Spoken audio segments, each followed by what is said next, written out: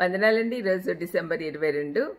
యేసయ్య వాగ్దాన నెరవేర్పుగా ఈ లోకానికి వచ్చాడనే విషయం మనం జ్ఞాపకం చేసుకుందాం. మీకా 5:2లో బెత్లెహేం ఎఫ్రాతా, యూదా వారి కుటుంబములలో నువ్వు స్వల్ప గ్రామమైనను నా కొరకు ఇజ్రాయేలీలను ఏలబోవాడు నీలో నుండి వచ్చును. పురాతన కాలం మొదలుకొని శాశ్వత కాలం ఆయన ప్రత్యక్షమగుచుండెను అని రాయబడింది. యేసుక్రీస్తు ప్రభు శరీరధారిగా ఈ లోకానికి పంపుతాను అని దేవుడు ఆదికాండం 3:15లో మానవాళికి చేసిన వాగ్దానం. దాని గురించి కొందరు ప్రవక్తలు ప్రవచించారు. నూతన నిబంధనలో నెరవేరింది. దావీదు నగరైన బెత్లెహేంలో యేసుప్రభు జన్మించుట యాదృచ్ఛికంగా జరగలేదు. It was not accidental. సృష్టి ఆరంభానికి ముందే ఈ ప్రణాళిక దేవుడు వేశాడు. త్రిత్వంలో రెండవ వ్యక్తి అయిన యేసుప్రభు ఈ ప్రణాళిక జరిగించేందుకు క్రిస్మస్ సంఘటనల ద్వారా ఈ లోకానికి వచ్చాడు. క్రమబద్ధంగా ప్రణాళిక తయారు చేయబడింది. యేసయ్య జననం గురించి కొన్ని వందల సంవత్సరాల క్రితమే ఖచ్చితంగా ప్రవచనాత్మకంగా చెప్పబడింది. ఈ వాగ్దానం చేయబడిన రాజు దావీదు వంశావళి నుండి వచ్చేవాడు. పురాతన కాలం మొదలుకొని శాశ్వత కాలం ప్రత్యక్షమవుతూ ఉన్నాడు. నిత్యుడైన దేవుడు పరలోక పరిధి నుండి భూతలానికి నజరేత్ వాడైన యేసుగా శరీరధారి అయి వచ్చాడు. ఒక మానవుడిగా వచ్చాడు ఆయన ఈ లోకానికి. పౌలు చెప్పినట్లు దేవుడు తన యందు నమ్మిక ఉంచు వారిని కూడా ఆది నుండి ఎన్నుకొన్నాడు అని చెప్పాడు. ఆయన సార్వభౌముడు కాబట్టి యేసు నమ్మి తన రాజ్యంలోకి ఎవరు వస్తారో ఆయనకు ముందే తెలుసు.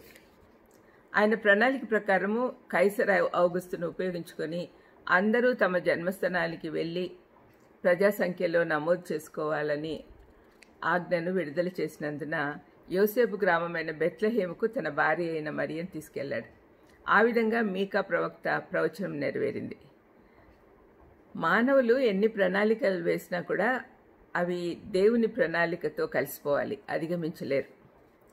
దేవుని ప్రణాళిక యొక్క ప్రాథమిక ఉద్దేశము మానవాళి రక్షణ. పాపులను రక్షించుటకై కల్వరి సిలువలో ప్రాణం పెట్టుటకే రక్షకుని జననం సంభవించింది. ఇదే క్రిస్మస్. దేవుడు మనకిచ్చిన వర్ణింప సఖ్యము గాని వరము యేసుక్రీస్తు. మెస్సైను గురించిన ప్రవచనాలు ఆయన ప్రణాళికను అర్థం చేసుకున్నట్లో దోహదపడతాయి.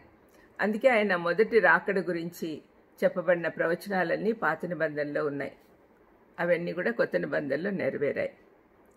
యెషయా 7:14లో కన్యక గర్భాన ఇమ్మానుయేలు వస్తాడు అని చెప్పబడిన ప్రవచనము ఎక్కువగా ప్రాచుర్యం పొందింది.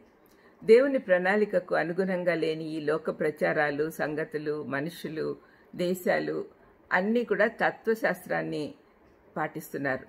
ఫిలాసఫీ అంటారు కదా తత్వశాస్త్రం అంటే. ఈ తత్వశాస్త్రాలు క్రిస్మస్ తాత లాంటి కథలకు సరిపోతాయి కానీ ఖాళీ సమాధి గురించి ఏమీ చెప్పలేవు.